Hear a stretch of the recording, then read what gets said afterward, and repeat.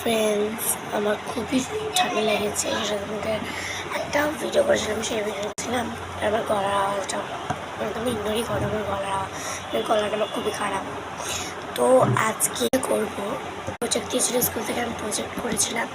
project করার পর এই আছে